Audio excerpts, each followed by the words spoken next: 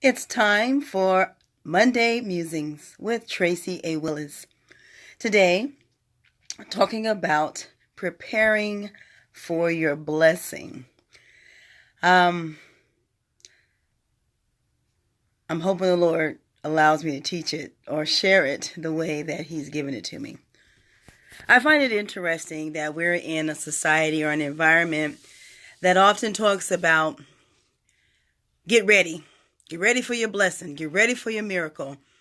And I don't often think we really realize what that means. What does it mean to get ready for your blessing?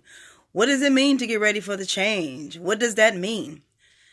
Well, I'm going to share from my point of view, and actually something I'm having to live right now, so it's becoming a working lesson, okay?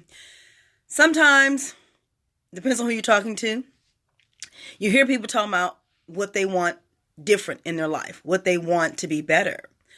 Let's say you want a better job, you want a higher position, you want a better car, a better home, any litany of things. You're looking for a husband, you're looking for a wife, you want to have children. All these different things that you hope and you pray that will bring more joy in your life, that will help edify your life. But here's the one caution. Have you prepared yourself for that added blessing? Meaning, you're saying you want this better job, this higher position. Have you prepared yourself for the stresses that come with being responsible for more things? Have you prepared yourself for more work, more hours that accompany that higher elevation in work? You want a new car. I want a better car. Have you prepared for the higher car note, for the maintenance fees, for the higher insurance? Any of those. Have you prepared for the fact that regular tires, you can't run out and get them anywhere? You have to go to certain places to get those tires. Having your basic services like air filters change, that's a whole different classification. And this list goes on and on and on. You want that husband or that spouse or what have you prepared for what it takes to die in yourself, meaning to let go of all your selfishness and to yield to the betterment of the relationship? Have you really prepared for that? Or are you just using language because you feel like these new things are going to make things better for you?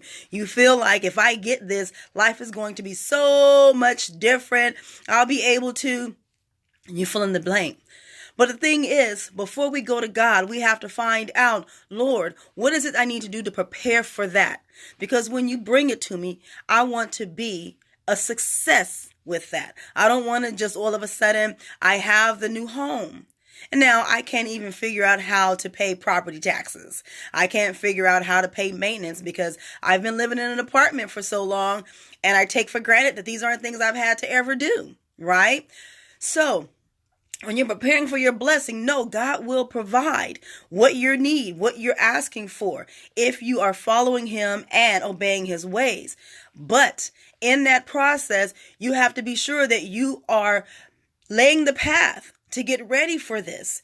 Be sure that you are doing everything you're supposed to do to get ready for that change, that shift that comes. And the way God works, that shift may happen years from now. That shift may happen tomorrow, but you have to get set up in your mind that it's going to happen tomorrow and live like it's going to happen tomorrow. That way you're constantly preparing for that. You see what I mean? So yes, ask for those great things. Lord, I surely desire. Lord, can you please bless me with? Even something on the level of a church. You want a larger congregation. Are you prepared for a larger congregation? How are you treating the congregation that you have? Something to think about. You want your company to grow. You want it to be bigger. How are you handling the funds and the resources of your company at its current size?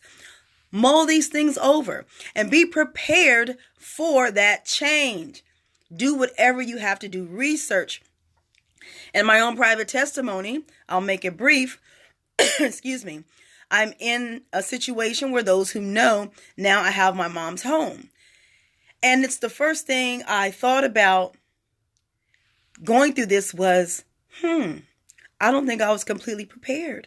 I was pseudo prepared because I had actually inquired over 2 years ago what it meant to manage a property, what it meant to own a property. This was far before all this happened. I had no idea when it was going to happen. At that time, I was just hoping and praying that one day I'd be able to buy a duplex to get started and grow from there. So I began to research and talk to people about what it is that they do.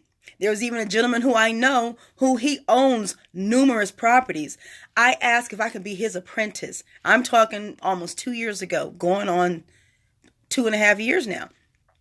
Hey, can I be your apprentice? I don't want money. I just want to learn what you know. So when my time comes, I'm going to be ready. And don't you know, I was able to learn a little and reconnect with that person very recently.